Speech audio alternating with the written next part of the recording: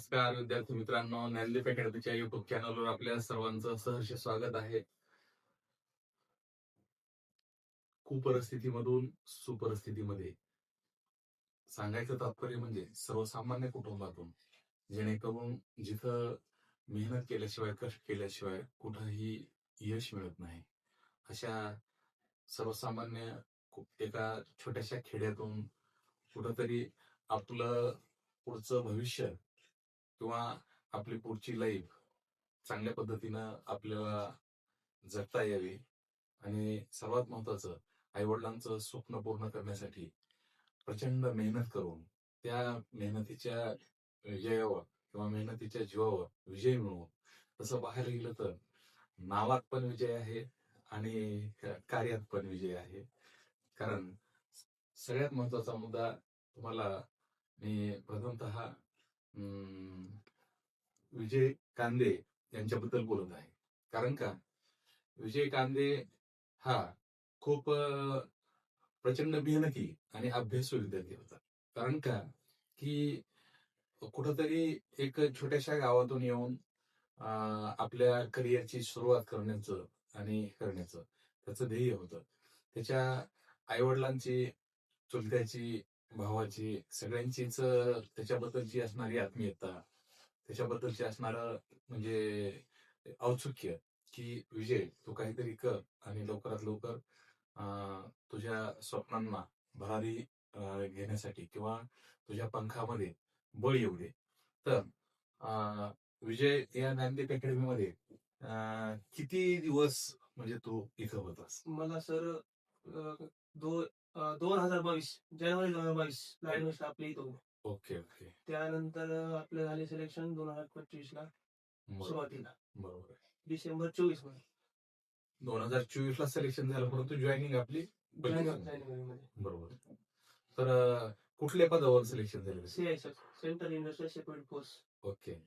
तर विजय मला एक सांग, ज्या वेळेस तुझं सिलेक्शन झालं तो आणि सिलेक्शनच्या अगोदरचा ह्या दोन्ही काळातलं जे काही समजा थोडक्यात समीकरण जे आहे किंवा दोन्ही काळातलं जे गंभीर आहे हे कसं करशील तू? अगोदरचा काळ आणि नंतरचा काळ. अगोदरचा काळ म्हणजे सर संघर्षाचा काळ होता. Okay okay. आणि आता सध्या म्हणजे कसं पहिली म्हणजे परिस्थिती परिस्थिती माणसाला समजा जास्त हे करते. परिस्थिती मित्रांनो, माणसाला परिस्थिती घडवते आणि परिस्थितीच आपल्याला जगायला शिकवते. याचं उदाहरण आहे हे आपलं विजय कांदे. तर परिस्थितीनं म्हणजे तुम्हाला इथपर्यंत आणलं. हा सर परिस्थितीपासून झगडून मी लास्ट पर्यंत आपलं हे केलं. बर. तर मला असं म्हणायचंय की ज्या वेळेस तुमचा ह्याचा रिझल्ट आला स्टाफ सिलेक्शनचा, तर त्यावेळेस म्हणजे दुसऱ्या बी एक दोन ठिकाणचा तुझा रिझल्ट येत होता, तर त्याबद्दल काय सांगशील तू? तिथे पण होते सर जेवढा प्रयत्न होते तेवढे मी केलते. पण नशीब एक एक दोन दोन मार्क तिथे जात होतो.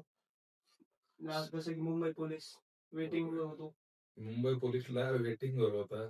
SRTF ला म्हणजे चान्स होता, परंतु इकडे सिलेक्शन झालं म्हणून ग्राउंडला जाता आलं नाही. म्हणजे तसं पाहायला गेलं तर एक तुम्हाला मी सर्वात महत्वाचा मुद्दा सांगेल, संधी आल्या सगळीकडून येतात, परंतु त्यासाठी त्या संधीला सामोरं जाण्यासाठी आपल्याकडं धाडस असायला पाहिजे. आणि सगळ्यात महत्वाचा मुद्दा संयम पाहिजे. एक विचार करा, 2022 पासून 2024 पर्यंतचा पूर्ण कालावधी त्यानं स्वतःचा संयम ठेवला. नाहीतर पहिल्याच भरतीत जी मुंबईला आपली भरती झाली होती, त्या भरतीत आपण 1-2-4 मार्कावरून आपला निसटता पराभव झाला. तर अशा वेळेस एखाद्या युवकानं म्हटलं असतं, नको मला होत नाही हे माझ्याच्यानं, खूप त्रास होतोय, असं जर म्हणून सोडलं असतं तर नक्कीच आज हे सुवर्ण क्षण, सुवर्ण दिवस बघायला भेटले नसते. तर मला काय म्हणायचंय, आता तुम्ही ट्रेनिंग पूर्ण होऊन 1-1.5 महिना झालाय आणि नंतर गावाकडे आला किंवा स्वतःच्या गावी आला.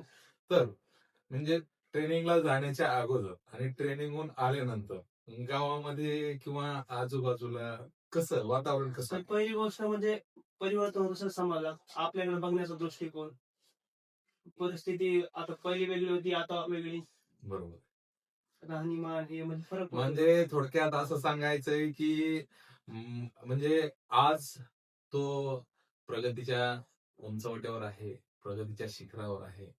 म्हणजे त्यावेळेस ज्यावेळेस यश मिळतं त्यावेळेस यशाचे वाटेकरी सर्वच जण असतात. आणि आता गावाकडे ज्यावेळेस आल्यानंतर ज्या व्यक्तीला सहजासहजी आपल्याकडे बघायला वेळ पण नव्हता, तो व्यक्ती आपल्याला कुतूहलानं विचारतो, काय चाललंय, कसं आहे. मग थोडक्यात सांगायचं की हा जो रुतबा आहे, मान आहे, सन्मान आहे, हा सन्मान प्रत्येकाला जर घ्यायचा असेल तर विद्यार्थी मित्रांनो, तुम्ही सुद्धा ह्या अशा म्हणजे वेगवेगळ्या भरत्यांना सामोरं जा, वेगवेगळ्या आव्हानांना सामोरं जा, संकटाचा सामना करा. आज संघर्षाशिवाय तर काहीच मिळणार नाही. संघर्ष हा आपल्या पाठीलाच गुंतलेला आहे. त्यामुळं संघर्षातून जो युवक तावून सुलाखून निघतो तो असली अस्सल सोनच असतो. तर मला काय म्हणायचंय, सगळ्यात महत्वाची गोष्ट म्हणजे आता अं, आपण सीआयएसएफ मध्ये आहोत. सध्याची आपली पोस्टिंग कुठं झाली? झारखंड मध्ये सर, रांची. झारखंडमध्ये रांची इथं हे झालेली आहे. तर तुमच्या सीआयएसएफच्या ज्या काही समजा विविध हे आहेत सेंटर आहेत, हा. तर ह्या सीआयएसएफच्या सेंटरमध्ये तुम्हाला म्हणजे ड्युट्यांचं कसं असतं तुमचं शेड्यूल दिवसभराचं? कुठे कुठे युनिट मध्ये ड्युटी लागते 12 तास, कुठे 8 तास. बर, फोर्सवर डिपेंड आहे. ओके, तिथे फक्त आपलं काम वगैरे म्हणजे कसं जेवढे केंद्र सरकारची प्रॉपर्टी तेवढे आपण आपल्या कब्जामध्ये येते पूर्ण जेवढे असेल. बर. म्हणजे थोडक्यात सेंट्रल गव्हर्नमेंटचं जेवढ्या काही समजा युनिट आहे, मग ते शासकीय असो, काही कंपन्या असतील, काही विमानतळ हा. असतील, काही इंडस्ट्रीयल असतील, तर त्यांच्या सेक्युरिटीसाठी हा जो फोर्स आहे, पण त्याच्यामधून तुम्ही जी काय ट्रेनिंग घेतलेली आहे, ही सर्वांना सारखी किती दिवसाची ट्रेनिंग असते? ही पूर्ण होती सर 47 आठवडे. बर, म्हणजे त्याच्यामध्ये basic training 44 plus pre commando 4 आठवडे. हा टोटल महिन्यामध्ये कालावधी घातला तर किती? 11 महिने जवळपास. 11 महिन्याचं ट्रेनिंग पूर्ण केल्यानंतर विजय कांदे यांनी एक विशेष ट्रेनिंग परत पुन्हा त्यांनी हे घेतलं. तर कुठली ट्रेनिंग केली पुन्हा? आम्ही QRT सर. क्यूआरटीची ट्रेनिंग पण घेऊन ते आज म्हणजे आपल्या ज्ञानदीप अकॅडमीमध्ये आपल्याशी संवाद साधायला. आणि दुसरी महत्वाची गोष्ट म्हणजे विद्यार्थी मित्रांनो, असे विद्यार्थी भेटल्यानंतर एक खूप समाधान आणि एक थोडक्यात जुन्या आठवणींना उजाळा येतो. कारण का लेकरांसोबत एक फॅमिली मेंबर म्हणून राहण्याचा योग आलेला असतो. लेकरांसोबत पूर्ण कधी रागावून, कधी प्रेमानं, कधी म्हणजे वेगवेगळ्या भूमिकेतून सामोरं गेलेला असतो. आणि दुसरी महत्वाची गोष्ट, असे यशस्वी विद्यार्थी भेटायला आल्यानंतर आम्हाला पण एक म्हणजे 12 हत्तींचं बळ आणि एक आव्हानांना सामोरं जाण्यासाठी एक वेगळी ऊर्जा याच्यामधून मिळत असते. तर मला काय म्हणायचंय की हे जे तुम्ही सर्व आता ट्रेनिंग मधून शिकलात किंवा ह्याच्यातून हे झालं, तर एक वेगळं म्हणजे आपल्याला काहीतरी हे भेटलंय किंवा ह्याचं त्याचा एक आनंद वेगळाच असतो. सर ट्रेनिंगच्या अगोदर आम्ही सिव्हिल नव्हतो. आता Okay. ट्रेनिंग नंतर एक सोल्जर म्हणजे कसा रुतबा राहतो सोल्जरला, बरं. राहणीमान बरोबर, हे वगैरे पूर्ण बदलून जातं. Discipline Discipline. हे सगळं पूर्ण बदलून जातं. पूर्ण 24 तासाचं शेड्यूल कसं शेड्यूलच लावायचं, तयार आहे. काय बरोबर आहे.